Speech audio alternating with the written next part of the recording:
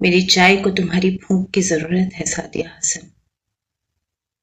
ये चाय इतनी गर्म कभी न थी, इसकी मिठास इतनी कम कभी न थी।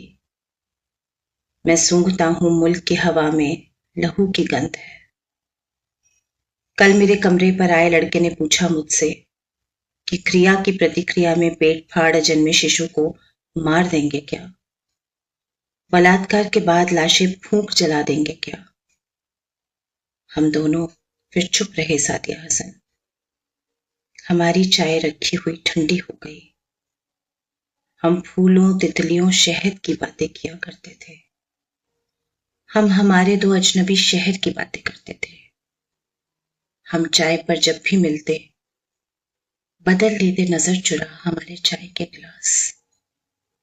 पहली बार तुम्हारी जूठी चाय पी तो तुमने हे राम कहा था। मेरा खुदा तुम्हारे हे राम पर मर मिटा था। पर उस सुबह की चाय पर सब कुछ बदल गया सादिया हसन। एक और बार अपने असली रंग में दिखी ये कौमें, नस्लें, यह मेरा तुम्हारा मादरे वतन। टीवी पर आग थी, खून था, लाशें थी। उस दिन खरखराहट थी तुम्हारे फोन में, तुम्हारी आवाज में। तुमने चाय बनाने का बहाना कर फोन रख दिया। मैं जानता हूं उस दिन तुमने देर तक उबाली होगी चाय। मैंने कई दिनों तक चाय नहीं पी सादिया हसन। मैं तुम्हारे बदले से डरने लगा। क्रिया की प्रतिक्रिया पर अब क्या दोगी प्रतिक्रिया? इस गुजार में रोज मरने लगा। जब भी कभी हिम्मत से तुम्हें कॉल किया, बताया गया तुम चाय बनाने में व्यस्त थी।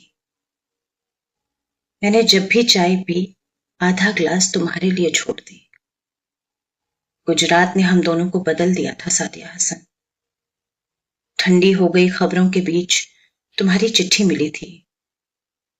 गुजरात बहुत दूर है यहां से और वे मुझे मारने आए तो तुम्हारा नाम ले लूंगी। तुम्हें मारने आए तो मेरे नाम के साथ कलमा पढ़ लेना और मैं याद करूंगी तुम्हें शाम सुबह की चाय के वक्त। तुम्हारे राम से डरती रहूंगी ताबूर। मेरे अल्लाह पर ही मुझे अब कहाँ रहा यकीन। तुम्हारे निकाह की खबरों के बीच फिर तुम गायब हो गई सादिया हसन। मैंने तुम्हारा नाम उसी लापता लिस्ट में जोड़ दिया जिस लिस्ट में गुजरात की हजारों लापता